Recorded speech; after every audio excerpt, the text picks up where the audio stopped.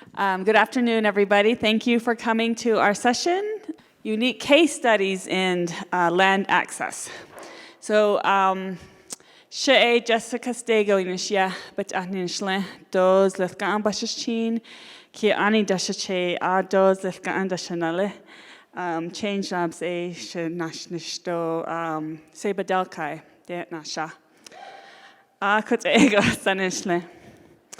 So I have my sisters in the room with me and on the panelists. I'm just going to say we're all Batatnis on this panel, so sister power. So I'm going to go ahead and have the panelists introduce themselves, and then I'll kind of give a little bit of context about this certain session, and then I'll hand it back to you all to describe your experiences and your knowledge of what's the different, what's happening with our land, but I'll get into that in a minute. So I'm going to go ahead and pass the mic over and have Eunice Tso introduce herself. Eunice Tso edashijine, but initially go do hashkan zoho bashichin, do ezitlane dashinale do torichi dashiche, could out stana inchle. Lichi yesenasha kade kintlane dashagan do are nashnish. I'm owner of ETD Incorporated. We're an environmental consulting, land use planning, and public relations company. And I've been around for, I hate to say it, makes me feel really old, but ETD's been in business for like 26 years. And today I want to share my experience with you, but I wanted to talk a lot about, or focus a lot about the land, how the land is really tied up in permits, permittees' rights. And when I start this discussion, I know it's not really like the favorite discussion for a lot of people, but it's an important discussion if we're going to move forward in growing healthy communities. Yate, my name's Rob Day. I'm the owner of Day Customs, LLC in Winter Rock, Arizona. If I get this right. Tabahe is my clan, and the other is Bilagana Bashachi. What I'm going to discuss is how I started my small business and kind of made an impact on the Navajo Nation through all the way up to the top of the attorneys in the Navajo Nation of how I set my foot to get my business started. So that's what I'll probably be discussing. Thank you. Yate, Shea Heather Fleming Inisha, but Aninishla, Bilagana Bashichin, Todachini Dashache, Bilagana Dashanala, and I work with Jessica at Change Labs. And we have been working on land and a building for 5 years now, and we only recently had some success. So I'm here as a case study. I'm still trying to figure out how all this works myself, because our story is definitely not isolated. We work with a lot of entrepreneurs, and we hear all the time the challenges they have in accessing land, a business site lease, a building, and having just been through that process ourselves, I can certainly empathize. So hand it back to Jess. Thank you. So, as Eunice mentioned, this is such an important topic, and nobody likes to talk about it. And so I just want to acknowledge that this, when we start talking about our land, there's a lot that goes into it. And we all realize that there's economic value to land itself, land in general, real estate values, but there's also a very strong cultural value as well. So I want to acknowledge that sometimes those two things collide. There's conflict there. And everybody has their own opinion, and I also want to acknowledge that everybody's opinion is valid. So sometimes when we start to talk about land, we want to strongly oppose or strongly support And that's fine, that's a good thing. But it's also sometimes the reason why people avoid the topic or they don't want to talk about it. But I think we've gotten to a point, with the presentation this morning, just reminding you all about, the impacts of federal Indian policy and the history behind where the situation that we find ourselves in today.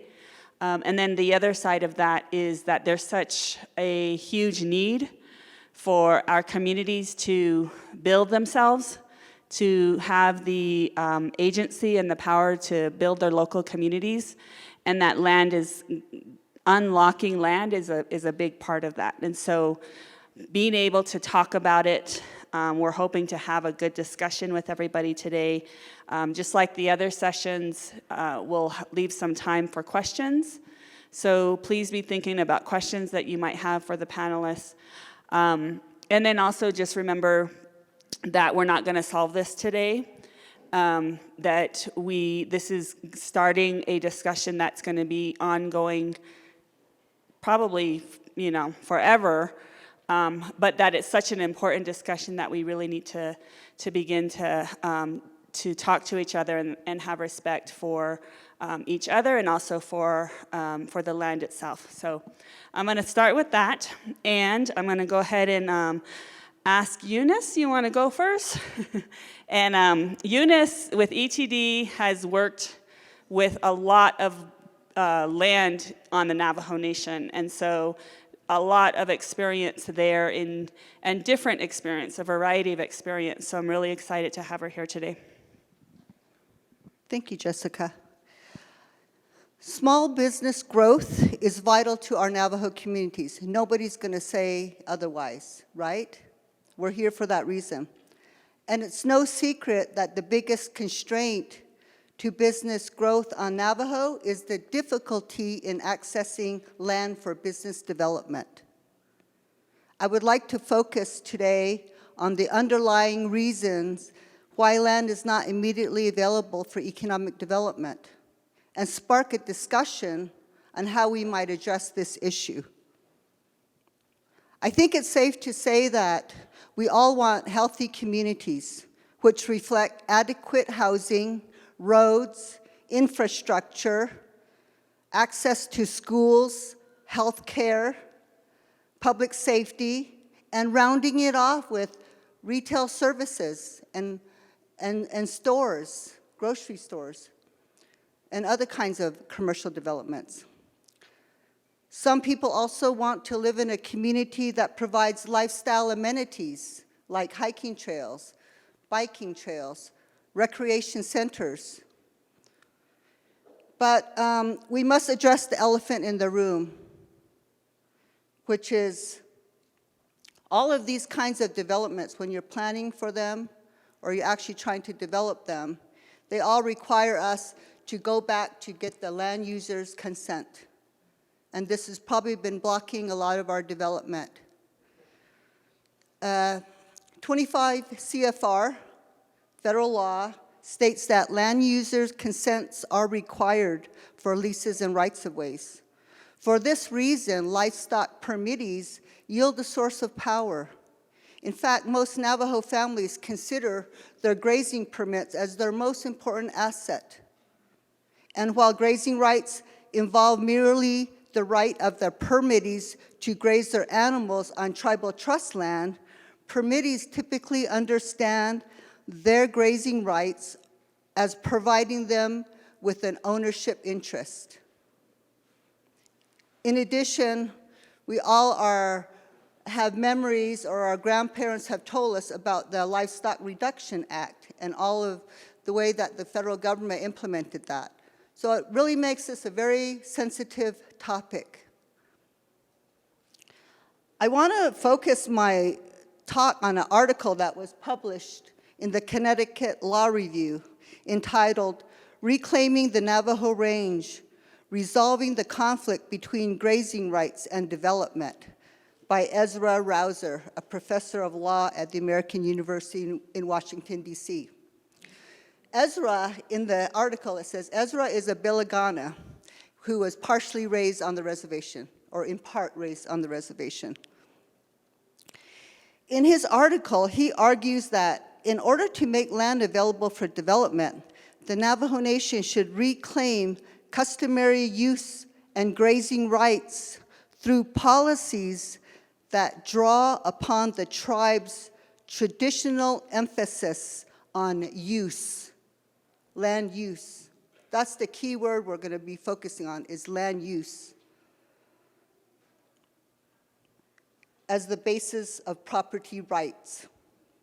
His example, he gives several examples, but one of the examples is that grazing officers, for example, are fearful of trampling on the rights of permittees. When somebody's proposing development, one of the first things they do is they meet with the grazing officer to say, this is the land that I'm looking at, possibly for my business site lease. Then he will say, well, these are the people that are the permit holders for this area. And then he will approach them and ask them for their consent on it. You also need to go to the chapter for a resolution. So he says that while some grazing officers are fearful of trampling on the rights of permittees, they typically require all grazing right permittees to sign off on the development proposal, including those whose land is not directly impacted.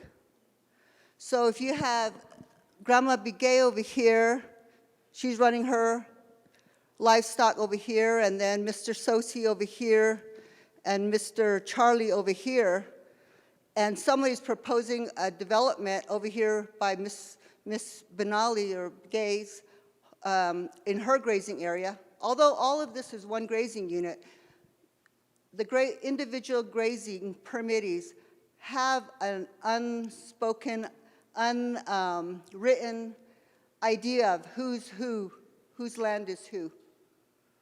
And, but the grazing officer will often ask for all the permittees' approval, even the one way over here that's not affected by this development. And so that raises the issue, that raises a concern, because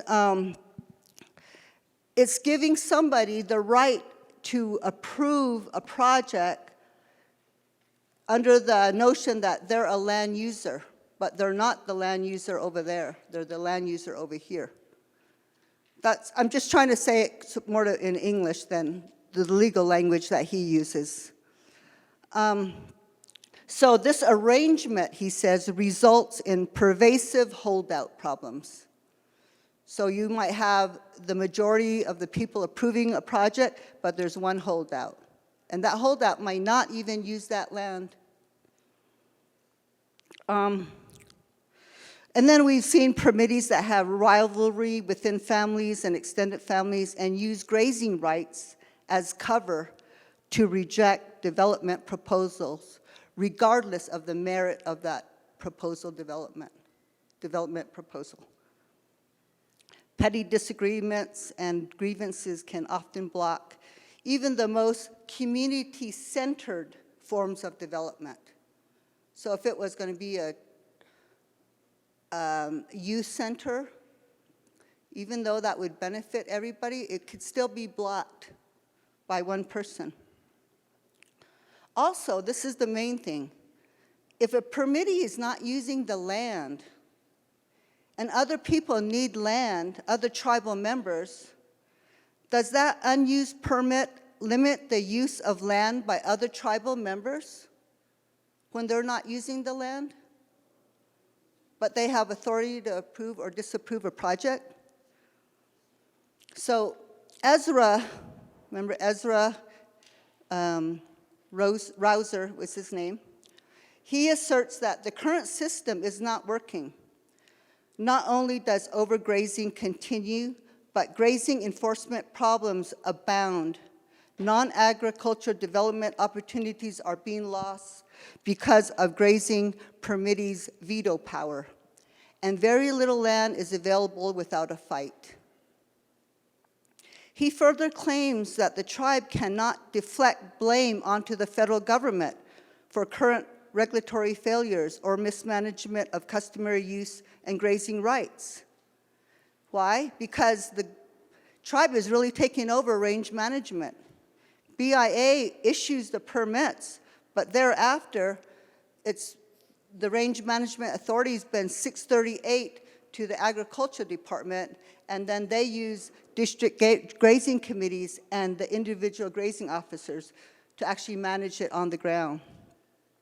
So BIA doesn't really have a role after they issue the permit, or they more or less keep track of the permits. So therefore, he says, land management problems belong to the tribe, and the tribe has the authority to implement a better approach.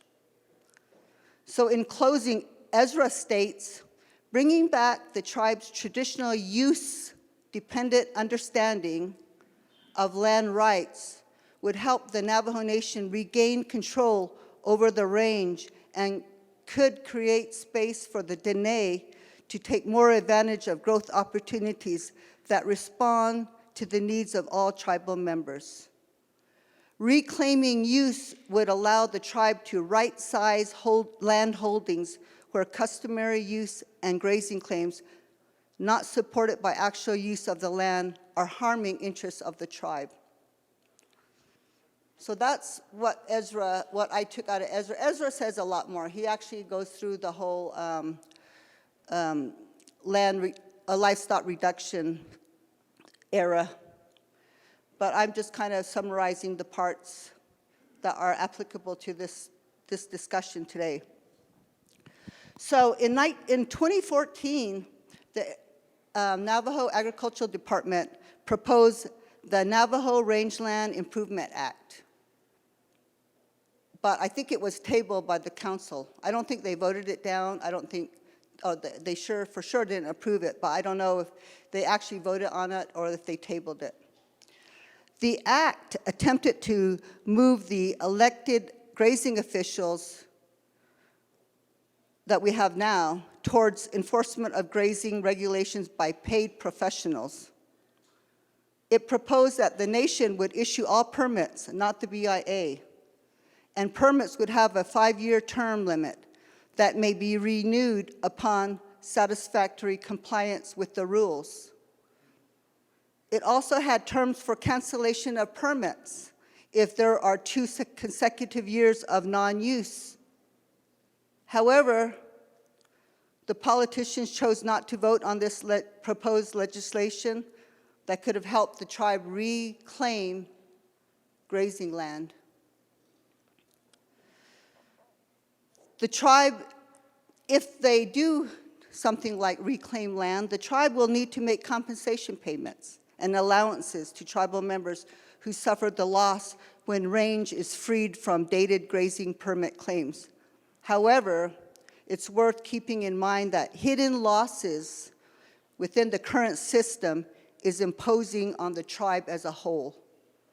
So certain people might be affected that hold the permits, but if they're not using it, they're in fact impacting the whole tribe, the tribe as a whole. So today, I travel across the reservation all the time, and I'm constantly looking at the way land's developed. I look at utility lines. I look at all kinds of things that people don't normally look at. I would say that the land development pattern across the reservation reflects an ad hoc type of development, where projects are approved on a case-by-case basis without the guidance of an overall comprehensive land use plan that would otherwise provide a more efficient use of land and sharing of utility infrastructure costs. The LGA, Local Governance Act, attempted to use the land use planning and zoning ordinance system to encourage communities to work together to identify land for future development that is compatible with existing developments. However, most chapters have plans but have been unable to follow through with those plans because they are unable to get land user consents. So this is my conclusion. If I was a council delegate, And I'm not running for delegate, believe me. Just saying if I was. I would sponsor a resolution to uphold and confirm an old advisory council resolution, which I think was passed in the 60s, that made 750 feet available on each side of the highway for development, automatically cleared that land, took it out of rangeland status. If this happened, it would direct all the development to the main roads and provide an opportunity to share cost to infrastructure. And guess what? Might even get trash collection, which trash is a big issue on the reservation. But equally important, it would take the pressure off the rangelands where people are trying to get home sites out there, and then they want utilities out there and water lines. Well, there's too much pressure on the rangelands already.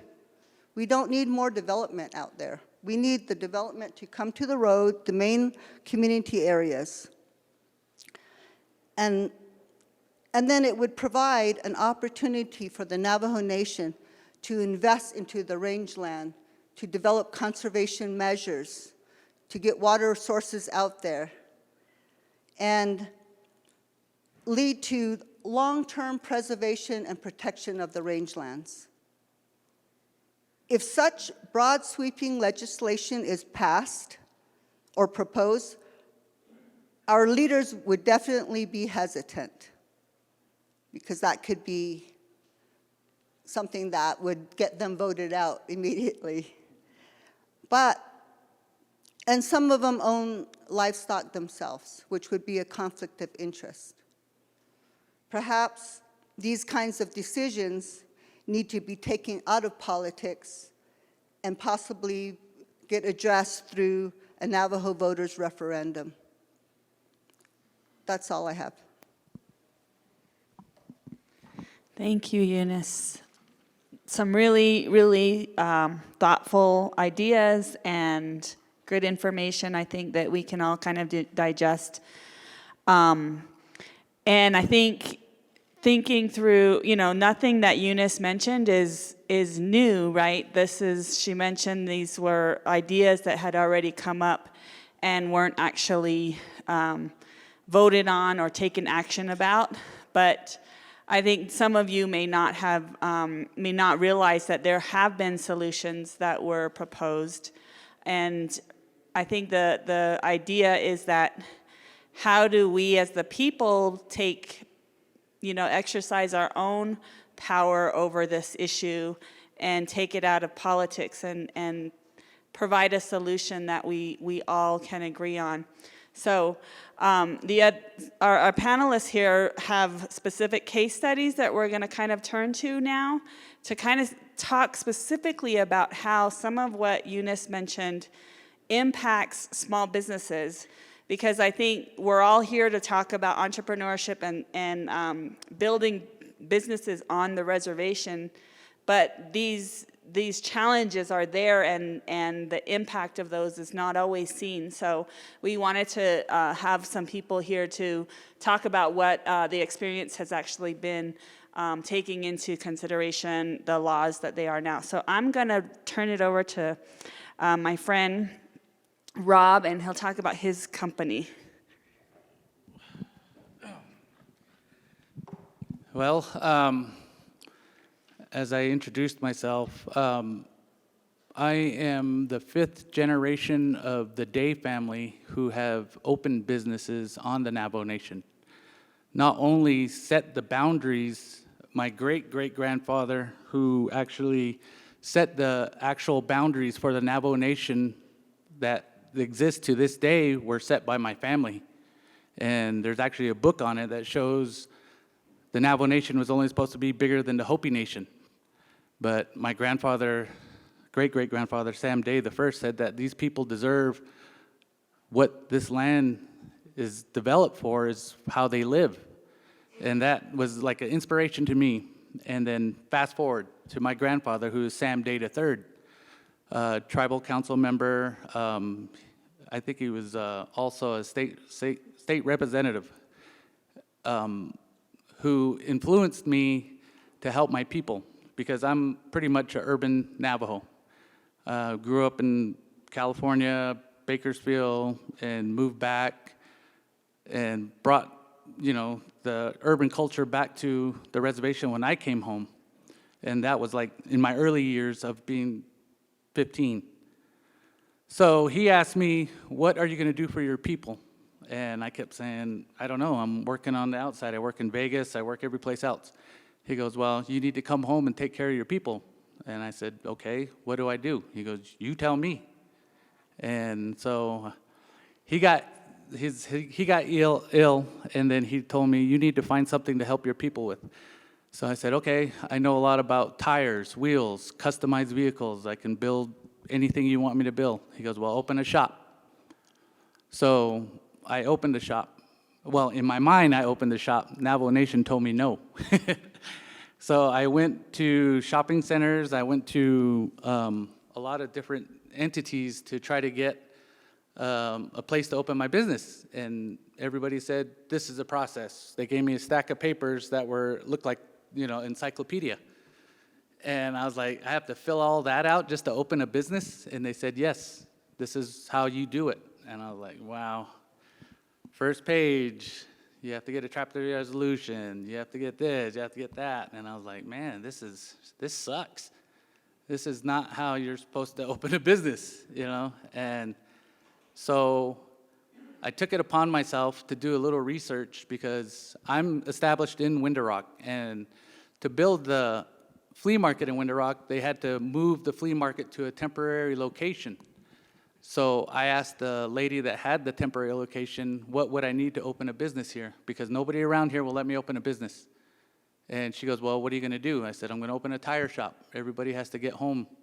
Everybody has to get to work. So she goes, well, you have to go to economic development and ask them to give you a permit to work here, because it's still a permit for this area. So I went up there and I got the approval. I even got it in writing, saying that I'm a mobile tire shop. So that's what I took in consideration. I can go and set up wherever I want. But I was wrong again. Everybody kept saying, no, you can't set up here. You have to go through insurance, you gotta have this, you gotta have that. You don't have your resolution, you don't have anything up at I call it the big house, the big house of lies. And so I bought a Connex building and converted it into my office, one side tire repair and the wheel balancing. I lit a big fire, and everybody in Window Rock knew what I did. And so everybody came down and told me, you cannot do this. You're not allowed to run a business where you're at. I said, no. You said, as long as I'm mobile. They said, well, you're not mobile. You have a building that's permanent. And I go, it's a Connex. It's not permanent. They go, well, considering that you're mobile, you have to move there's a sentence in there, you have to move at least 50 feet. And I said, if I move 50 feet, then I'm considered mobile, right? And we had Jim Fitting, the attorney at the time, all the yahoos that were up there at the time. They all showed up Monday morning. Police department, the attorney, Navajo Nation attorney, everybody was there. And they go, well, you have to move your business. And I go, I just have to move it 50 feet, right? And they said, yes. If you move it 50 feet, you're allowed to stay here. So I went behind the Connex. They didn't know I had a backhoe. I unplugged my trailer, got my backhoe, started it, and I pushed the building 150 feet. And then everybody's mouth opened. There's nothing you can do. He moved 150 feet instead of 50 feet. Everybody got back in their vehicles and left. And I pushed it right back, and I opened back up. So I stepped on a lot of toes, and I pissed a lot of people off. But that's what you have to do. I'm sorry to say that was the reality of me trying to open a business. I had to break the rules. And I thought for a long time that it's because I broke those rules, it's going to bite me back, And I kept looking into it, and like what Eunice shared, I looked at the whole plot from St. Michael's all the way to St. Benito was already withdrawn for small businesses. It's actually from the right-of-way, 750 feet. She's right. And there's actual maps of it, and they still won't allow anybody to open. So I kept pushing back. Okay, now what? This is in 2003 I did this. I kept pushing back. People come and go. New president, I'm going to help you. We're going to do this for you. Nothing. Finally, 3 years later, when I was actually ready to give up, and I was like, I ain't going nowhere. It's like a jail. My own little shop was a jail, and I got tired of it, but I was still helping my community and other communities. They go, why are you doing this? I said, everybody needs to get to A to B. And if I can help this person here or the other person who's 10 miles to 20 miles away, that's the purpose of opening a small business. So I actually got approached by a gentleman who, I think he should be running the economic development, but I think he retired. His name was Art Hubbard. He actually worked. He did his job. He helped me find a business site lease. And I was still dumbfounded. I'm like, you're going to help? And he goes, yeah, I'll help you. This is how we should be doing this. We should be helping you small businesses because you are the backbone of this nation. And if you guys ain't here, Navajo Nation goes elsewhere. So we'll help you. So I was like, wow, I'll believe it when I see it. Sure enough, he helped me. I got my business site lease, which is between St. Michael's and Winter Rock, right by the sports center, or the Navajo Nation Fairgrounds. And I opened up, actually, and got a lease in 2006. So the land hack, yes, that's still there. And to this day, it still hasn't changed. So people keep coming to me, how do you open a business? How did you do it? I had Harvard students come to my shop, and I'm sitting there covered in grease and oil, and they're like, how did you open your business? And I'm like, I told them the story, and they're like, wow, you really did that? And I go, yeah, that's the only way it worked. And then I don't know if anybody's actually seen it, but there was a Discovery Channel show that came to the reservation to live 30 days on the reservation. And they filmed it at my shop, and I gave them a job. And everybody goes, you paid him $20 a day? I go, yeah, that's what I had to do. It's called contract work, self-employment. Because if I paid him hourly, I wouldn't still be in business. So the guy came out, and it was a national TV show. I did the show and explained how the reservation and how hard it is to survive, on our own nation. And it was incredible, the feedback I got. Like I said, Harvard came out, people from Purdue, and I was just like, you guys are major college students asking me? And they're like, yeah, everybody talks about how you opened your little business. And I'm like, wow. So that put my mindset to how can I help other small businesses? They need to know how they can do this, how they can start a business with basically nothing, a vision. That's all you need is to start a business is a vision. And so I've developed at least opportunities for 4 different businesses to actually open. I don't own them. I help them is what I did. And people go, oh, you opened this new business. I go, no, I didn't. I helped them open. So there's actually 3 on my location in Winter Rock that are small businesses. There's a jewelry manufacturer. There's a Power Up Nutrition facility, a little coffee shop, and a hair and flower shop. And I'm still trying to get my novation through Navajo Nation. We all know how that works. I can't get it. They're not wanting to set it up so that I can do a sublease. And I kept saying, why? Why does it take so long? Why is it so hard to novate a lease so that, well, BIA is giving it back to us. Then BIA says, Navajo Nation gave it back to us. We all know that. They go back and forth, finger pointing, but the fingers never, there's 3 fingers pointing back at you when you point a finger, but they never take that responsibility. So, I was talking earlier and I said, I got a lot of irons in the fire. And I do. I like helping communities that are not even mine. A couple of people I know in Chinle I've helped them get their development started and showed them where to get stuff. And now the trash subject comes up. It's huge. It's a monopoly. I actually have a business that I started again. I'm like, why can't people just start up and start hauling trash for everybody in their communities? It's easy. No, it's hard. It's hard. No, it's not. The nation said we can't. I go, they never said that. I said, if you guys really want to do it, all it takes is a truck.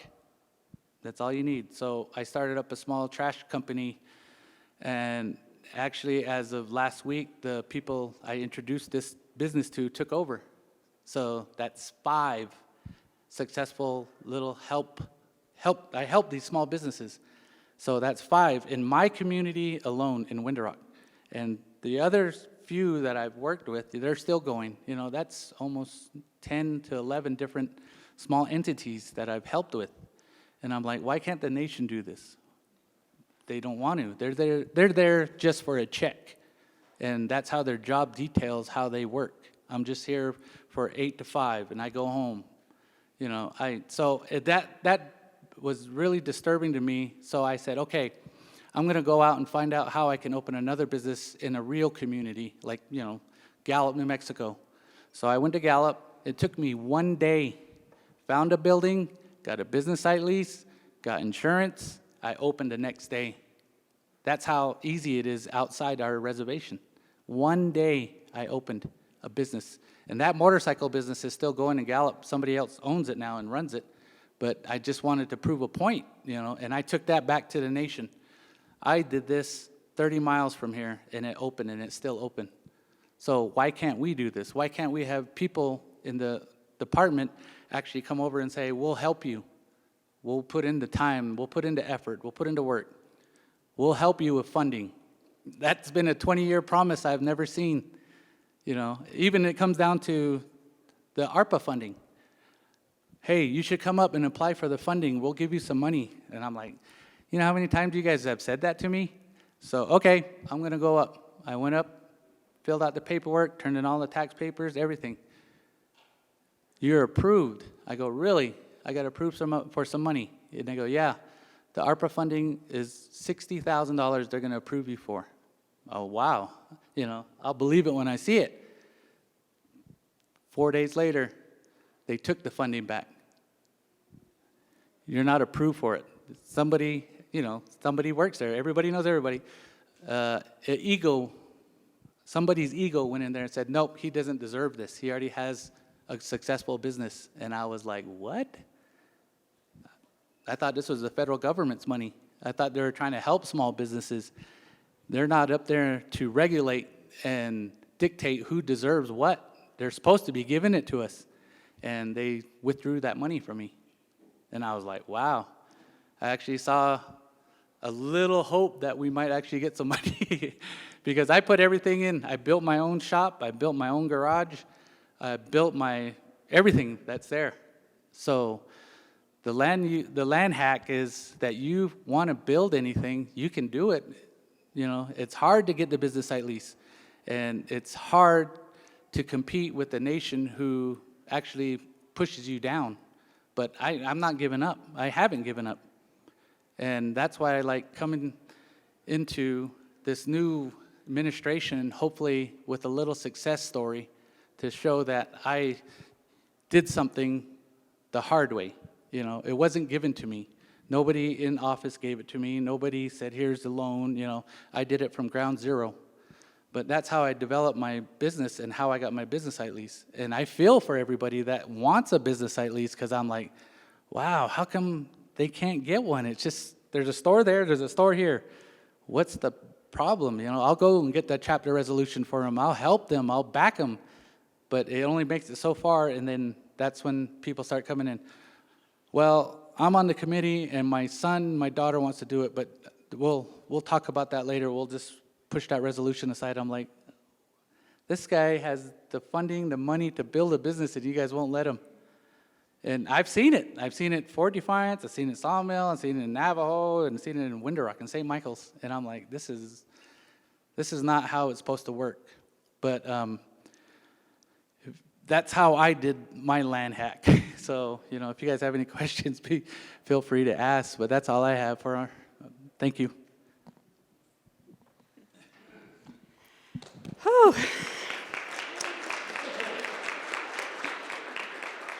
So I think it's, I've known Rob for quite some time too, and when he first got his store open. And so when we first started looking at trying to do a business incubator, it was people like Rob that I knew were out there working hard, trying to open a business and just having these struggles. And so that was really what motivated me. I'm gonna cry here. So anyway, and then talk about change. Heather's gonna cry too.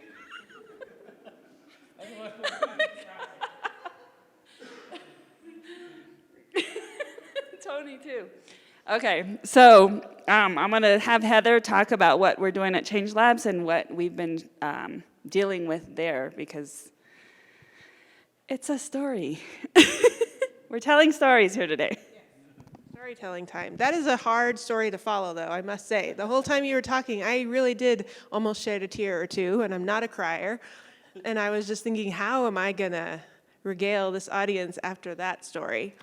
So one stat, though, that I wanted to share, I appreciate that you shared that you did that test where you're like, okay, now how quickly does this go in Gallup? We've done something similar at Change Labs. In 2020, we did a baseline study on how easy it is to be a business owner on Navajo versus a border town. And in terms of, we ranked, or we studied various things, including how long it takes to access land, enforce a contract, the number of days and money to start a business. And the place where the Navajo Nation ranks amongst the bottom 15% of nations in the world is when it comes to land access. And we have the data that shows, you go to Cortez or Gallup, it takes this amount of time. You go to Navajo and it's, 6 times as long, 7x the amount of money. So there is a lot of work that needs to be done. We've measured it, we've all experienced it, we have anecdotes, we have the data. We need to make the change. So with Change Labs, we made the decision sometime late 2017, 2018, that we were going to start this nonprofit. We had created Change Labs back in 2014 as an event. It was an annual event that moved from community to community. It was Shiprock, Crown Point, Tuba City, forget after that, where we talked about entrepreneurship, business, technology, innovation, and every year that we hosted it, the crowd got a little bit bigger. And we realized over time that the event we were doing was great, there was clearly some interest, but that what was actually needed was a 365-day-a-year resource for people, a place where they could go to get their questions asked about business. That annual event is great, but okay, you can get your questions asked one day out of the year. So we decided we need to move this from just an event to an organization that's Native-led, that's embedded within our communities. And we naively thought that the easiest place, I don't know what easy means in that definition, that the easiest place to do it might be Tuba City because it's certified, and that it probably be easy time getting a building or land or whatever it may be. I don't know if we thought it was easy. We weren't that naive. But we figured that it would be easier than other communities. But what we quickly learned is that the systems that are in place to help organizations, to help businesses, all of them failed us year after year after year. This was a 5-year process. And in just listening to these stories here, how is it that we have all these systems in place and they continuously fail our business owners? So our process, we started out, straight along the arrow. We did what they say you're supposed to do. We went to the RBDO and we tried to pursue a business site lease. But I know we're not supposed to bash the RBDOs. I'm not here to bash the RBDO. I'm just telling you what happened to us. They told us, There were no business site leases. I don't know if that was true, but they also told us that because we're a nonprofit organization, Navajo nonprofit, that we weren't a priority for a business site lease because we don't generate sales tax revenue. And I could argue for days about how we actually could generate sales tax revenue. Just because you're a nonprofit doesn't mean you don't make money. And B, our whole purpose was to support other small business owners, and isn't that a valuable asset for the community? It didn't matter. I mean, it was like talking to a wall in some regard. So that was part A, tried to go legit. We went to shopping centers. Shopping centers was very helpful, but they just didn't have anything available at that time. So that was B. C, we went to private landowners because there are some plots in Tuba that are just sitting there vacant, private landowners. There's not a lot, but they exist. So we went knocking on doors. I went to somebody's house, which was very awkward and weird. People were angry, but I had to try. I was running out of options. That didn't work. D, we went to people who already had business site leases, and we were trying to see if we could latch on to them, or there was one site lessee in particular who had 8 acres, and they had this big plan for development. So we tried to latch on to that, and we spent a year or 2 on that alone, hired architects, paid for this and that, and then that group was just unable to get financing to do their own development, and we couldn't get it for them, so that just kind of dragged on and on and on, and we at some point realized that might not be going anywhere, and we can't latch on to them if they're not gonna make any progress. So then, I think we're on D or E, we went to our congressman because Tuba City has these amazing federal buildings on Main Street. They're vacant, they're sitting there. And we talked to Congressman O'Halloran's aides about how we could access those buildings, let us refurbish it, we'll take on all the costs, and that itself was a barrier. I think they didn't even know how to do that. And the one thing we did learn is that it required a congressional line item to get those buildings, I forget the word, but to get them cleaned out before they could be transitioned back to the community. And since that conversation, I've talked to another tribe, and it took them 20 years. And Lena Fowler, she did it with the Tuba City Library. But it has taken tribes years and years and years to get those federal buildings back to the community. So we weren't willing to wait that long, so we kept going. I think I was trying to write it down because I was trying to remember everything that we went through. Option F, that strip mall in Tuba City, the one with the Subway and the Little Caesars? We went there. We spent a year of time and money on redlining a lease agreement with those folks down in Mesa, Arizona, only to be told after a year's worth of investment that there was an ongoing legal battle with the Navajo Nation, and they were no longer able to lease out any spaces to any organizations. And that building to this day is still just sitting there with a Subway and the Little Caesars, and it's all just vacant, and it drives me insane because we know so many businesses that need that space, and it's a private building. I don't know why we can't get our act together with that. So by now, we were 3 years in, and honestly, I think we were about to give up. I know I was feeling a lot of hopelessness about, at least for me, it was that no one was willing to help, similar to your story, and that's where I get tears a little bit. I'm like, why is no one willing to help when all these businesses are just trying to benefit their communities? We as a nonprofit, we're not trying to do anything greedy or bad. We're trying to help our community. So we were just having this difficult conversation of, do we need to look somewhere else besides Tuba City? Maybe shopping centers has a space in Shiprock, maybe we should go there. Or maybe we should go anywhere where there's a business site lease open. And then our Art Hubbard came out of nowhere. I didn't even think that this was an option, but it was the Tuba City chapter. They reached out to us. I'm not even sure how or why. I can't even say that we had like a strong relationship with them or anything, but they called us and they said, we heard you guys are looking for land, that you're trying to offer this service to the community. They said, we could give you land. And I didn't even think that was a real thing or that it could be done, because it hasn't been done in Tuba City. They offered us chapter tract land, and it hadn't been done before, but they were willing to wade into the unknown with us. And they kind of even guided us through that process. That, we need to adopt a chapter resolution. We need to draft a land use agreement. I should clarify that we do not have a business site lease with Tuba City.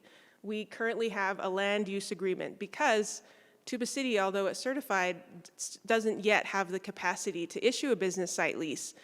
And we knew going into it that the proper structure was a business site lease, but I'm so grateful to the chapter that they were willing to overlook that small detail and that they were willing to just go with it. And that is not what I would have expected from a government entity. So all in all, we were now on year 4. And that process took 5 months from the first conversation that we had with them to when we had the land use agreement and the resolution in hand. And they really saved us. It's possible that they regret it now because the land use agreement that we created when we went to get electricity and utilities and things like that, Navajo Land Department was like, this is not valid. You guys can't have a building. Well, we already constructed it, and we did that intentionally because we were like, if we've already built the building, can they really deny us? And apparently they can. But we figured, you know, like Rob, we'll figure out a way to make it work. And once again, the chapter stepped in. They're a superhero. They worked with the land department and APS to find a workaround for us. So we're like, I want to say that this brand new building that we haven't even had the grand opening for yet is barely legal in some ways, but it was really because the chapter saw, I'm not going to put words into their mouth, that they saw value in what we were trying to do.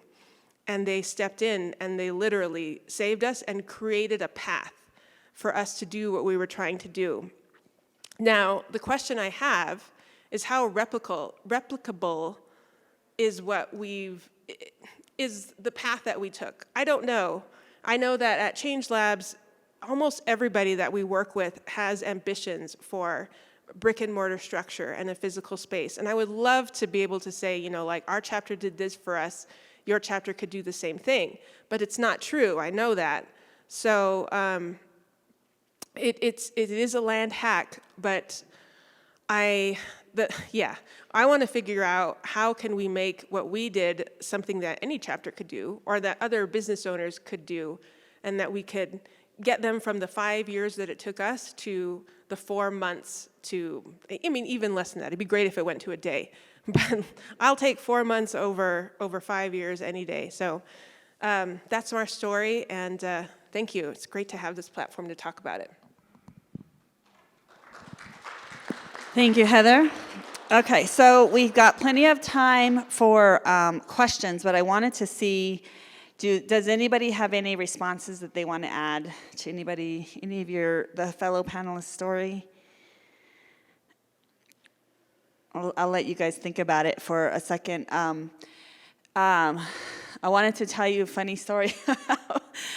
When we were looking at the buildings in Tuba City, there was this really beautiful, huge building that we went into. There's somebody just happened to have the building open, so he let us walk around in there. And he said, yeah, you know, the hospital in Tuba City, they controlled that building. They actually got whatever they needed done through Congress to get control of that building, but they weren't going to use it anymore.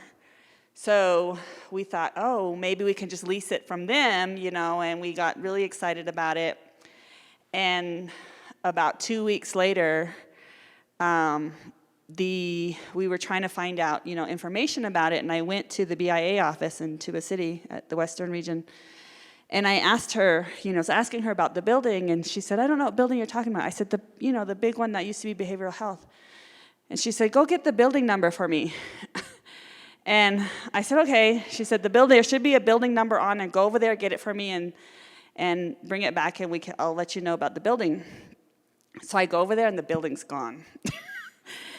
It was gone. And I was just completely like, where's the building? It had burned, and nobody knew about it. Like, it wasn't obviously on the news or anything. It was just that whole building was just completely gone. And there was just like, it was just black dirt, where the building used to be. And I thought I was in the wrong place, because I said, this is not happening. The building is completely gone. And it was so, so sad, because that was one of our things we were excited about. Like, hey, this could happen, and this is a really awesome building, and we could do so much with it. And we were just in there, and there was brand new office chairs still in one of those rooms. Anyway, it was just completely gone. And so that was another, I had to call Heather and tell her the building's no longer there. So that was another time that we were, and there's so many, another one of the buildings that we were interested in burn there too. So let me go ahead and open up, Rob? I wanted to mention one of the things, not only for small businesses, but for economic development and bringing funding to the nation. I'm pretty sure a lot of people in here know who Lucas Oil is. We created a board. It's called the Navajo Nation Automotive Racing Association. It's still like 2-member board, but we were trying to develop this because of the land use. I met with the CEO and one of the owners of Lucas Oil Racing to do Native American, like a Baja 1000, but it was called a casino to casino run. So, if you guys, this would fall into bringing money to the nation. Motorsports is $1 billion industry. And what we were trying to do with the land use is this company was willing to come in and do a race, just like the Baja 1000, from Fire Rock Casino to Water Edge Casino. And our terrain is actually the same terrain as, Mexico or Sedona. We have the most beautiful area, and this is kind of a funny story, but they were ready to put on a race here, and that would bring economic development to small businesses, mom and pop stores, freeways, that would develop. And we're still pursuing that, actually. We're still trying to get the motorsports division to go for the Navajo Nation, and that's part of the land hack, because everything else is, there's tourism department, which has generated millions of dollars that just sits there. The lakes that we have, as we notice, we all have a lot of rain and water, which is just passing us and going down to everybody else. But, the land use is the biggest thing. We have a lot of small businesses that are willing to put up these type of events, but the tribal council and just chapters and areas, they say no. That's a lot of the economic development that with my business we're trying to do. We're trying to help create economy. We're trying to bring people to see our beautiful land and race on it, And I don't know if you know this, we have the world's fastest Navajo who lives in Farmington, New Mexico. His name is Harry D. He has broken numerous records in his mud racer, and so there's a big community of us. You guys usually see us on the road. Oh, there's a big mud bogger, but that's what we do. We're trying to bring the entertainment and economic development to this area. We have the most beautiful land, and it's a lot of beautiful dirt. And these companies want to come. They want to be here. They want to be in the nation. They want to give back. A lot of the companies have said the same thing to me, and I don't know if any of you heard it. They said they're so sorry for what the United States has done to us, but they want to come back, and they go, we're not even allowed to do anything with the Navajo Nation because there's the protocols, and we can't use your land because nobody wants to approve it.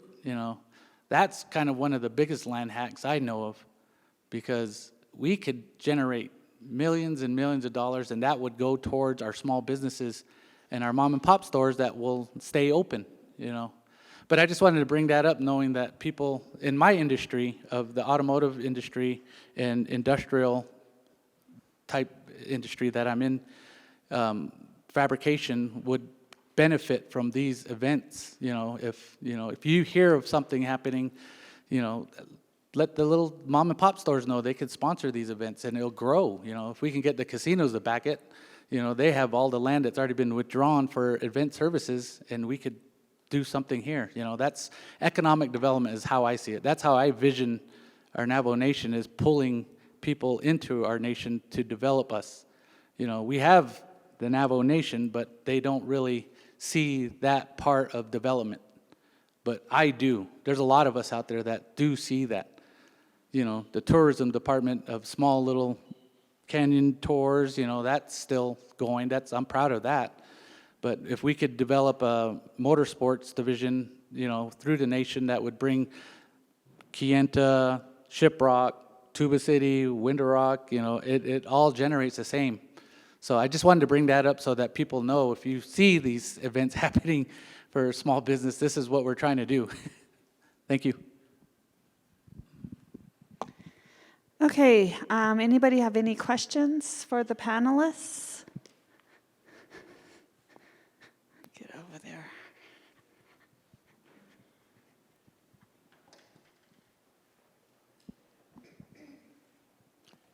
Thank you. I'm going to always be questioning, what the Navajo Nation is doing to the people. It's not anybody else that is impoverishing the Navajo Nation other than the Navajo Nation itself, the RDC. They're the ones that are responsible for our impoverishment, because they take all of our money and invest it for self-interest, self-gain. That means, they're going to be there when they're out of office. You'll notice that all the enterprises have former Navajo Council delegates on their positions, whether they knew anything or not. That's besides the point. So when we're talking about development, I see the same thing too, because I started my own business. I couldn't get the RDBO to approve a home site or a business site lease for a travel center. There isn't a single public restroom on the entire Navajo Nation. Did you know that? Along the roads? You Navajos, you have to go behind the bush. Even the grandmas and the grandpa, push them behind the bush. You don't deserve bathrooms. That's how our people think of us. Navajo, NDOT. What is that? We're being taxed up the wazoo for fuel. Tuba City has the highest taxes in the entire United States. What's it done for the Western Agency? Nothing. Maybe put on a concert. I don't know. I don't know these people that work over there. I'm from coal mine. I don't live in Tuba City. All I know is that they're out there landlocked and trying to grab my land. So, they don't even respect their own boundaries, much less, how are we going to work together? We can't work with Tuba City when it's saying, well, this part of the territory is mine. Even the administrative area was developed for building during the Bennett Freeze. And Tuba City said, this is mine. Never mind that it was open for all 9 chapters of the people that couldn't build homes. So that's kind of a government that we work with. So I know that as a freighter, all these trucks are running from Denver to LA through 160 and 89. From Salt Lake to Phoenix to Mexico to Canada. That's a shortcut right there, 89 and 160. It's the power of geography to draw in money. How many people know that? Where's the statistics from NDOT that says that there's the traffic there? You got that traffic coming from Denver to LA. You got traffic from Hollywood to Fairplay and every ski area in between there. We have Mercedes-Benz, Bentleys traveling through here. We don't even notice it. That's where the money is. Okay, and that traffic has to come back. And the traffic has to go back towards Denver. Same thing with Salt Lake. Where is the statistics? The Navajo Nation should have that statistics right there, the data right there to say, oh, this is good for business site right here. What's that alongside the road for 750 feet? Where are those roads? What are you going to do? Put a travel station over here and city tour? 750, that's ludicrous. It's like saying you can only have 500 gallons because we don't have enough water on the Navajo Nation. What's Tuba City? There's all kind of water under there. And they're telling you you can only have 500 gallons. That's a Navajo enterprise. That's how they think. They don't think, hey, here's a grandpa over here. He needs water. Let's get him his own well.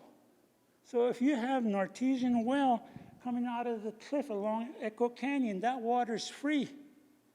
That's yours. NTUA isn't taxing people. So where's the equity? There is no equity at all. So I took my business and said, you guys are going to treat me this way? I'll just go out and buy the trucks. Now, I'm going to be doing business on this right-of-way. You have no right, no control. You have no say-so on the highway. The only person that's going to control me is the U.S. DOT. And that's going to give me a DOT number. And that's all I need to get into business. The rest of the Navajo Nation, it's impossible. I go to Nappy, I haul corn out of there, I haul hay out of there. For brokers, these are white people that get a wholesale price on the produce. And we haul it to Oklahoma City, to down to Casa Grande. And these are international companies, that are buying this. And they're getting wholesale prices. And we go up there and we're told, you're limited. I went over there the other day, 6 bales. That's all you can have. But guess what? You can come back tomorrow and we'll give you 6 more. After I spend $250 on a room and dinner, and where's that discount that I was supposed to get? That's the kind of businesses that the tribal enterprises is pushing on us and saying, this is good for you. This is yours. But don't touch that money. That's the tribes. The taxes, that's the tribes. That's not yours. How do we get out of that predicament?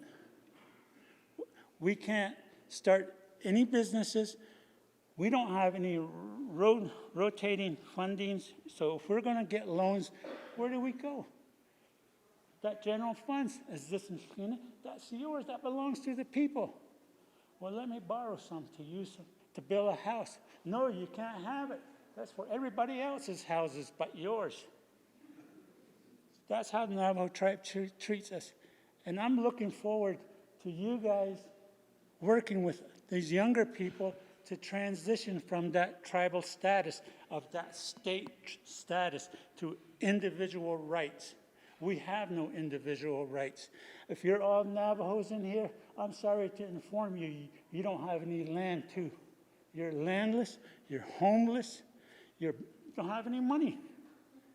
That's the Navajo Nation for Navajo people.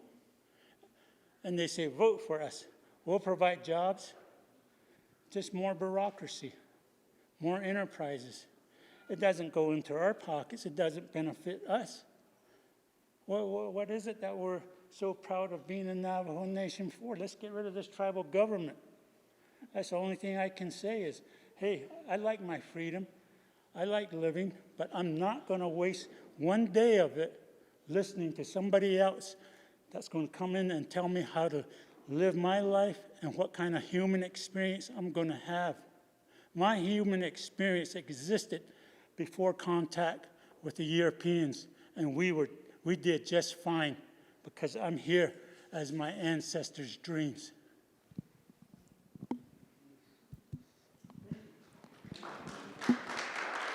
Oh, let me go over here and then I'll come back. Okay. I don't know how to follow that, but,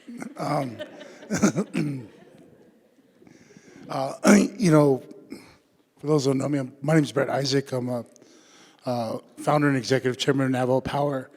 our business is land acquisition. You know, like that's our entire operation. You know, we have 9,000 acres right now under site control for industrial solar development. Been in existence for 5 years. You know, the biggest thing that was benefit to us was money, like to pay to expedite everything, to pay for professionalism, but the other is influence. You know, I go into offices in Window Rock and press on the exact person. And my argument's the same as what Glenmore was just saying, you know, which is if I'm Navajo, you're Navajo in that office, and some other person wrote this policy that we're now arguing over, why can't we shift it? Why can't we change it? You know, there's a bunch of stupidity in our governmental system. There's bad management in our governmental system. And, you know, I'm getting a little more brash about this, but if I manage my company the way our government manages its operations, you guys would fire me tomorrow.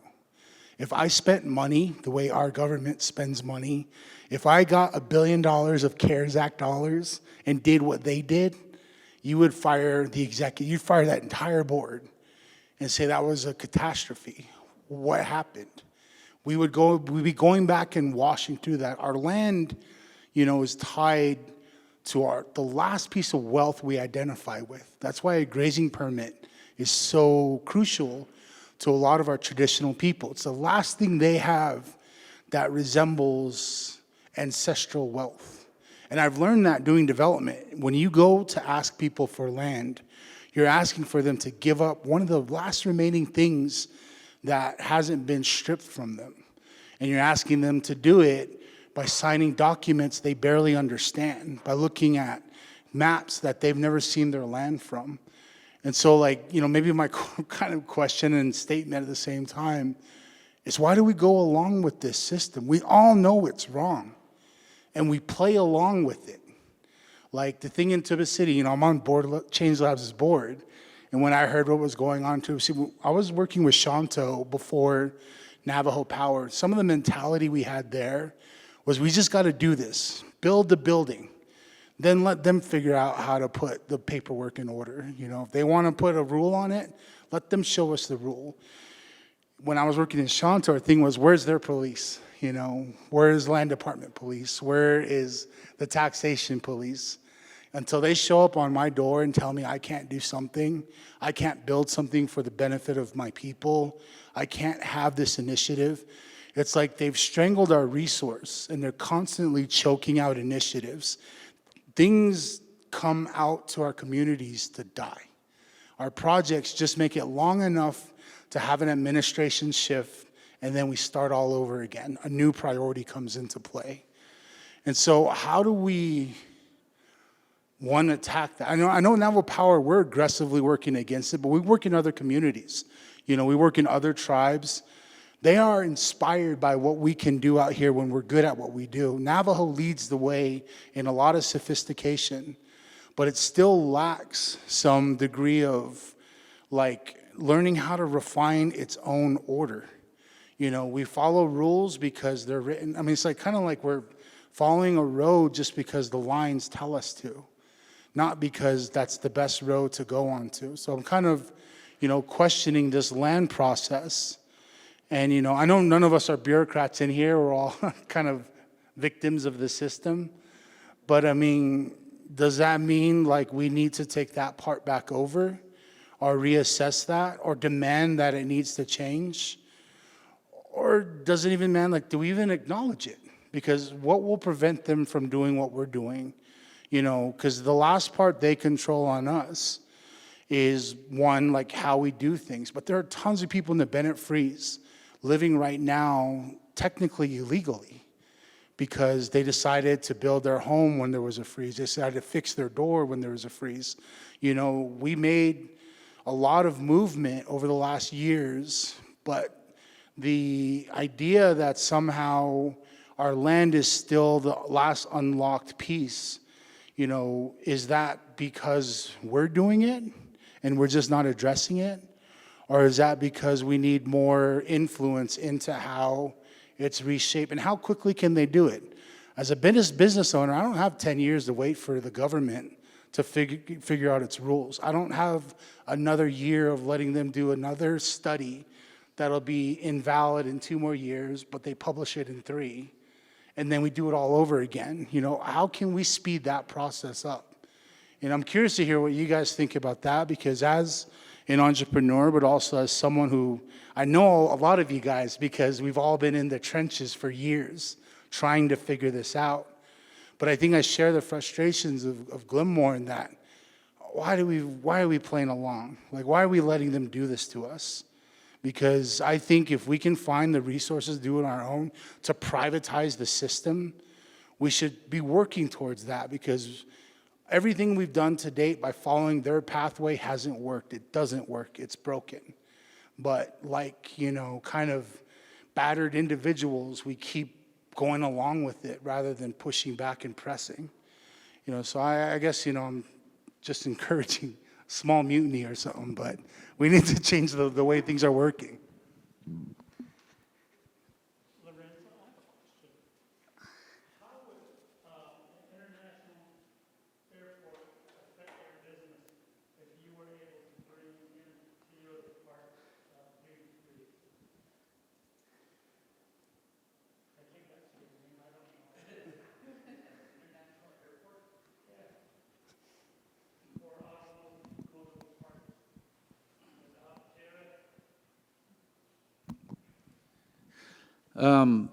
One of the things that was during, I think it was 2 administrations ago, they were going to bring in Boeing and industrial plaza, or industrial building, and they were talking about bringing also an airport in. That was on a couple of topics that were supposedly in the development of, but you know how that goes. It's always the new president that comes in, and I think it was Russell Begay's administration who was actually saying that they were going to bring in an airport. But you know, that is not needed, and I don't think it would ever benefit anybody. You know, a bigger airport would be nice, but not an international. Train tracks is what we need. That's what brings products in. You know, a lot of if we had train tracks, that would be something that would actually benefit a lot of our indigenous people for jobs and products. Because I don't know if you know this, our sand is just the same sand as the Silicon Valley. And, you know, a lot of companies want to build out here because they can use the sand, you know, especially like in the Shiprock area.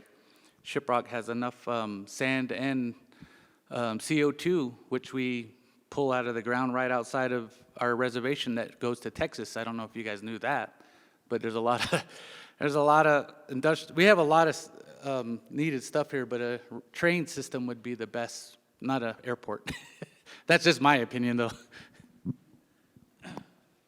Okay, a few people have questions. I'm trying to get to everybody here. Well, thank you for the information, your stories. And so just something to share with you, and I think it's an opportune time to that you're holding these sessions. The Division of Economic Development is contemplating in revising the 2005 business site lease regulations. And so I was just wanting to see if then the question is who then would facilitate and gather this information. As you know, when it gets drawn up for legislation, then of course you have that little window of 5-day comment period, but it's very sporadic. So I'm just thinking along the lines, you know, would that be this forum? Would it be some group? Because I think that's what's needed at this point. My observation of the 2005 regulations that was revised, and I seen the pre-2005 leases, and I seen the post-2005 leases. Word for word, they're the same. The federal government had those same leases before 2005. when the Navajo Nation took over, guess what the Navajo Nation did? Secretary of Interior, and who did they just scratched out Secretary of Interior. And who did they place in there? The President of the Navajo Nation. But everything, all the provisions that are in there in the lease says it's word for word, and it's the same. So we essentially accepted what the federal government was already doing to us, and like this gentleman here says, and we just did it back to ourselves. So I think, so that's a generation, 18 years now, 2005. That's one generation, but I think there's an opportune time. Are we going to wait for another generation? So I would really encourage all of us to really be involved in this because, and I think this is the forum, this is the forum that I think we really need to assemble some kind of a white paper of some sort. Now, I work for shopping centers, and I see an opportunity, and we're somewhat in a little bit in that mix in the sense that we almost took on that same provision. But I says, no, we're a corporation. We should act like a corporation. We don't need what the Navajo Nation government is basically putting out. So we're in the process of having to basically change that out for our own purpose.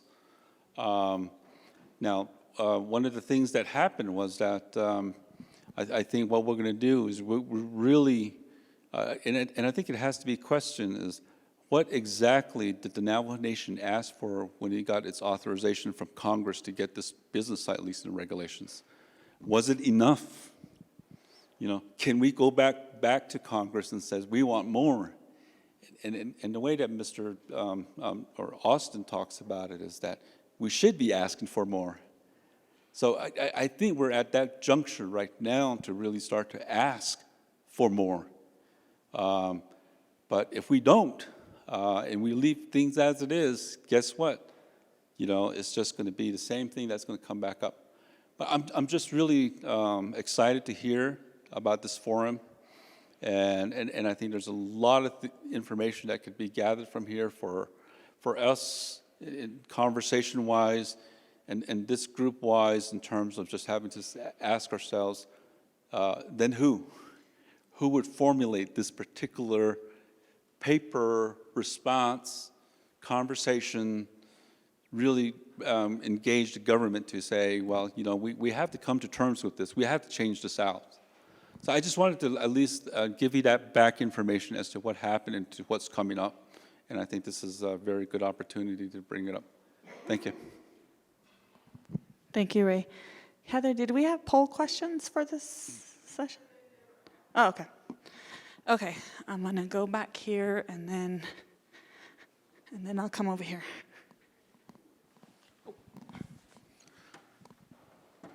Yate, she Alan Austin, da shetna, tohit leaning shle, is she hebashes chin, tohan da she, torich da shenale. This is actually my first year attending, so I'm hearing a lot of information. And today we're talking about economic development, opening up businesses within our nation. Okay, there's a lot that's happened in probably the last decade. I noticed in Kayenta, there's all kinds of fast food restaurants that opened up at different areas across the nation too. So I'm all for business development. I'm all for developing the Navajo Nation. But from my point, we need to take a look at the consequences with opening up these businesses. There's consequences out there that we need to recognize. And so far, I don't think we've touched on those. And one of the biggest thing is trash. When we open up these businesses, they bring in products. We also provide services. Where do they go? How do they get disposed of? How do they get recycled? Last year, I spent 5 days walking along my road picking up trash. And 1 mile, both ways, east to west. Took me 5 days. I bagged up 27 bags of trash. And my local community came by to pick it up. I was calling them every day, hey, I got more trash for you. Out of that, I collected 54 tires that people have thrown off into the arroyo. I crossed 2 arroyos. I noticed those tires have been sitting there for years. They were full of dirt. I actually had to go down in there with my little quad and a chain to get them out of the sand. I think in these forums that we're having, those need to be addressed, especially with Change Lab. If you're assisting developing these businesses, that needs to be asked. From the product that's brought in to the product that's disposed, how do we address that? And it needs to be addressed every year. Well, before the pandemic, in Kayenta, they were having an annual fair, 4th of July fair. So people go there, enjoy themselves and everything. When they were done with that fair, I noticed that there's like 25 bags of garbage in the arroyo that were thrown off from the highway right into the arroyo. So I went over there and I opened it up. I know it came from that fair because the fair tickets are in there. And all the food containers that those concession stands serve people in were all there. 25 bags. You know, and that's what we're talking about. That's what I mean when I say there's consequences on the other side. That needs to be brought up. I'm not against opening up business on the reservation. I'm all for it. I'm not a business owner. I work for major companies, and they have policies in place on how to address those. So I think that needs to be implemented. So,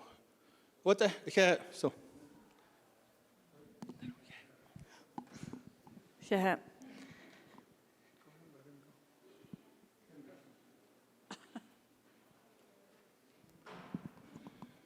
Thank you very much for giving me the opportunity.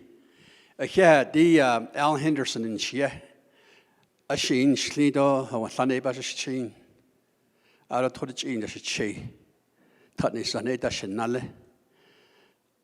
I'm an expert at waste management, and I know what has to be done. You don't have to do what he did. In the heyday of my waste management operation, Sam, you did an amazing thing, and I honor you for doing that. Just face the music and drive right through it. That's what I had to do with my waste management. I created that business with no money, only to go ahead and turn a contract with the BIA, who didn't ask any question about my expertise in waste management. No employees, no knowledge, no equipment. And by the time I was done, I had 24 employees and 12 trucks rolling in the Southwest. So I know what garbage is all about, subtitle D, the white bags. I've thought about this beauty way of life. That's how our songs are, that's how our ceremonies are, that's how our prayers are. So like him, I don't know what your name is, but thank you for opening the door. What is the source of all this garbage? You've heard it many times through all the session and in any other session. The arroyos are full of it. The refrigerators are in there. They're all over the place. They want to see Indians. And we say, come to the Navajo Nation, tourism. I really believe in tourism, by the way. I value the value of the arts and craft community, the artisans. And they put out good stuff. Where is all this particular material coming from? The food, the cans, the bottles. I have an idea on the alcohol also as well, which is a business model. It's kind of like the black sheep of the business model. I know it's illegal, but we should study their business model. They don't need land. They don't pay taxes. They don't have to comply with the tribal rules and regulation, and even step on federal laws. And by golly, they're probably millionaires, but they're not in the open. So there's a model there. Getting back to my waste management solution. There's a lot of leaders here. Why don't you go to the mayors? Plant somebody in Flagstaff, plant somebody in Winslow, plant somebody in Gallup, up here in Page, or over in Grants and Farmington, and prepare a request of the council to say, give us maybe $250,000 on every sales of groceries, of items, of whatever it is across the board, alcohol. You get millions of dollars every day into the bank, into a coffer. And here's a little bit skittish part of it. If you get money, the Navajo Nation is going to say, trust fund, trust fund. But the communities are the ones that are saying, our trash are full. The transfer station are overflowing. But now, where the trash open it. So there's trash everywhere. So if you go ahead and ask them to put a mill, get one border town to convince them that you benefit from tourism. You benefit from the beauty of the Navajo Nation land. Help us beautify it. Let's use that $250,000 or 1 cent on top of the sales gross receipts tax and set it aside in escrow. And then we can pay for the transfer stations. Right now, the economies of scales does not favor opening up a landfill within the interior parts of the reservation. It's better to haul them out. It's more cost effective. It's going to be like that for a long time. People say recycling. The recycling is only good if the distance between the source of the garbage going to, say, Texas, or going to the landfill in St. John's, where there's the only recycling plants available. That's probably the only thing that's recyclable. Do you know what happens to all these recyclable goods that people collect? It makes them feel good. It's okay. But they eventually wind up back in the landfills. You see publications about that all the time. So, not only the Notsinigi, Arab Lagana Beta Zide, Nihini Nache, or Hayut Ilzain Hill, Holland. Oko Ben Hika do Chahala, you advertise the Navajo Nation in the national publications to the world. Come see the Navajo Reservation, come experience our tradition, our culture. But you have to put up a little bit of money so we can go ahead and keep our highways in pristine conditions, because what you guys are doing down the road, that is, your cars are trying to avoid all these potholes. So you can go ahead and have a good, clean highway, the arroyos are clean, your kids are happy, they're not in any kind of a dire situation to say that I come from Navajo land and I'm proud of it. So I offer that as a recommendation. Thank you very much, buddy. Yeah, thank you, Al. Well, we are over time, so let me go ahead and take another question, but I just want to respect everybody's time, but you're welcome to stay. Yat Daryl Ahosteen, Commission President, Nahat Atzil, Sandra Kenan Snow, not Otanet Hachine, Basisteen. I forgot what my question was. I think certain individuals already answered some of my questions, but I'll just make a comment. I have a cure for it, but nobody in Window Rock wants to swallow this miracle pill. Navajo Nation, I think I talked to President Shirley, President Ben Shelley, President Russell Begay, President Jonathan Nez, and I'm waiting to meet up with President Bew, Nidra. Navajo Nation just needs to develop, incorporate either a division or a department of common sense. There's a lot of nonsense going on, and they just need to incorporate that.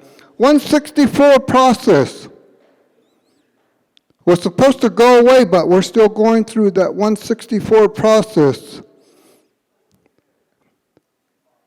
I think when the legislation is dropped, it should go through this division or Department of Common Sense first to see if it's viable. So, idea. That's it. Not my question, it's a comment. Oh, I miss your dad. Mr. Phil Stagel, that's a very instrumental person in my lifetime, and I miss him.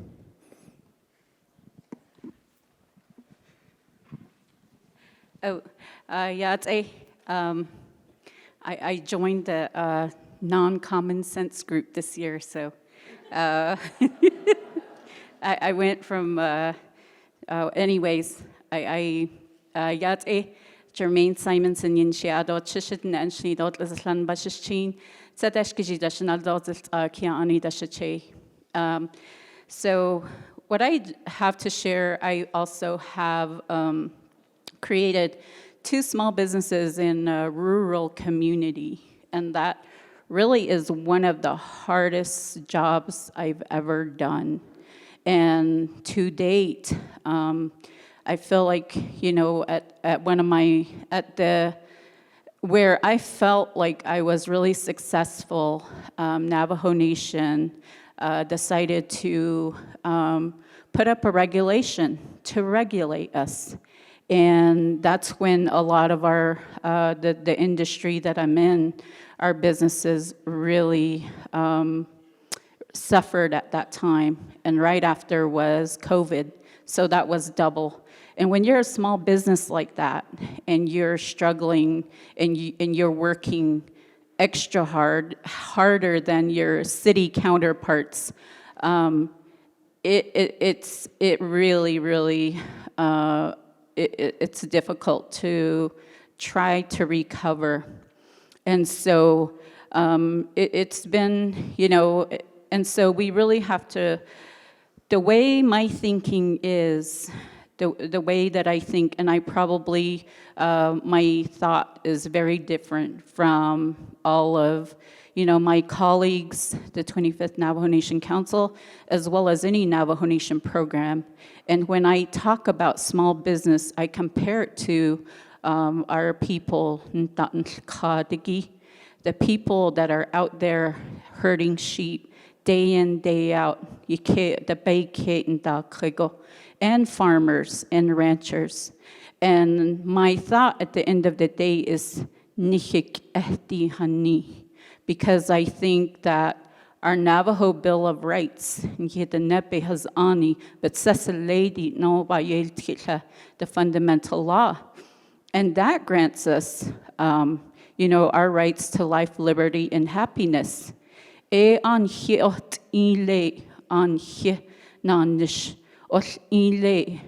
know, you have the right, and you should not be regulated. And of course, there are instances, you know, probably if you're growing things to sell, you should just make sure that it's a safe environment. There certainly should be some health regulations. But I, for one, am very much, as a small business, am very much against taxation as well as all the paperwork. And even more so in leasing land. And I often say that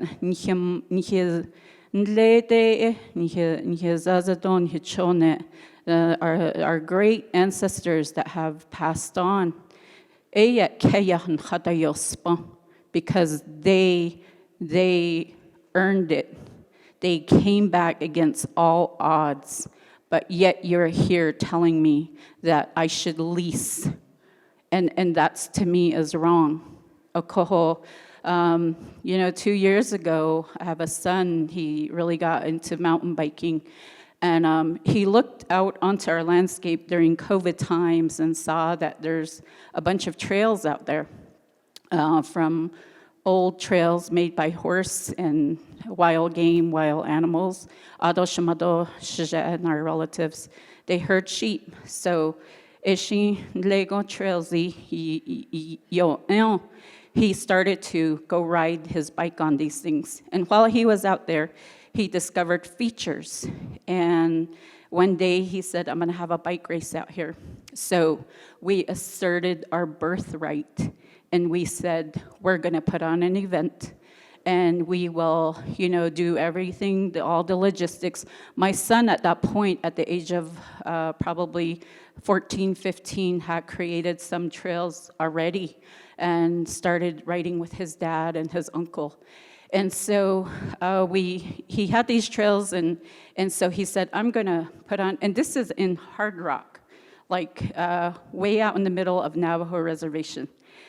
So I'll get, so he put on this bike race. At first, he called it a bro race. He said, I'm just going to invite all my friends that mountain bike. Well, the word got out there. We only told 10 people, because this is COVID times, but 50 riders showed up because word of mouth got out really quick. And then year 2 last year, we hosted it again. And this time, we actually put in proper trails. And what we did is we used local authority, meaning the grandmas and the land users. And we said, what part of these lands, what can we do? You are the authority. What can we use? What can we not? Where should we stay away from? So using that authority again, we went through and really created some proper trails, really bike park material. And so last year, we had over 120 racers that came from all over the country. So we had people as far as Australia. So when they say, it's not a cliche, when they say, if you build it, they will come, very true. If you build it, they will come. So so we're just, and in the bike industry is really excited about this. They wanted to be part of it. And, we released our pitch deck, and the pitch deck is basically you're asking for sponsorship. So pitch deck, last year we released it 1 month before the race, and we quickly had 25 responses. So we had 25 companies that came through and said, hey, we love what you're doing. And the motto of this race is created by Dene on Dene lands. And that is just a powerful statement in itself, that we need to create opportunities on our own lands. Let's stop relying on people. You don't need to bring, $1,000 consultants in. Look to your young ones. They're creative. They know. And so, and so this year is going to be our 3rd year, and we have, our pitch deck out 6 months early this time. So we're really excited. And what this race did, it had multiple benefits in that it got young people from all over through the res interested in their own backyard. And they said, oh my gosh. So Nigel went out and built these things in his backyard and his front yard. He didn't have to travel somewhere to go biking. He created it for himself. We want to go look. We want to explore our own backyard, our own front yard. So now we have kids, building trails out in various communities throughout Navajo. And this is where, if you're a chapter representative, if you're a grazing official, anybody, any youth program, please support these young folks, because they are finding a way to get outside. They are getting, they're establishing a relationship with the land, And that's what we really need. And so you start to think about things like that. And when you're so fed up with, regulations and people telling you how to do and what to do, you start to think about, well, and that's what business, being in business is about. You're constantly solving problems. You have to be creative. And so I just want to say, please, I was at an event this weekend where I encourage young kiddos, 13, 14 years old, to start a side hustle. That's what the young folks call it, if you don't know, side hustle. A hustle is what they say. And I tell them, you're not too young. Don't wait to get a college degree. You don't have to have some fancy certification. Find a need in your community and find a way to fill it. You don't have to have a business degree. Be 13, 14 years old. Have a side hustle. Be mentally attractive like that. So anyway, I just want to, encourage you and go home and talk to your kids that way. I have a young daughter, 14 through, during COVID times as well, ran our store from the age of 14 through 16. She managed the store for 2 years. So they can do it. They're capable. And so, and I think, yes, you're very right about if you're an CLUPSI member, really think about what your community should look like. I hear comments every day about how we need to have Walmart and Target and all these things. Well, I'm just going to tell you, we don't reach that population.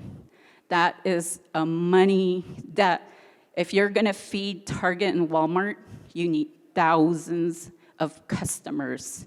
And so I'm sorry you might never, ever see Target and Walmart in the middle of your reservation because you don't have that kind of population.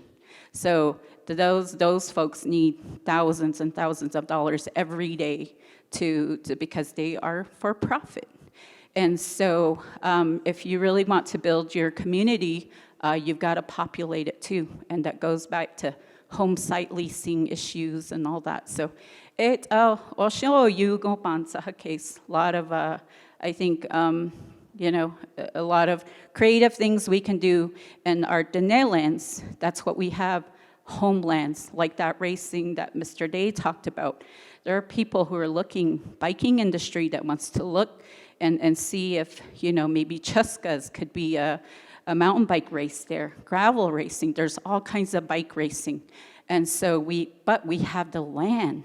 That's what we have. We have the land base. And mountain bikers are always looking for new places to explore and to bike.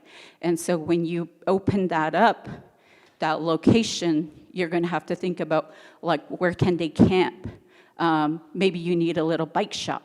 Maybe you need a little store. So that's how you start to create like a little economic development. So, and thank you. Yeah. Yeah, thank you, Council Delegate Simonson.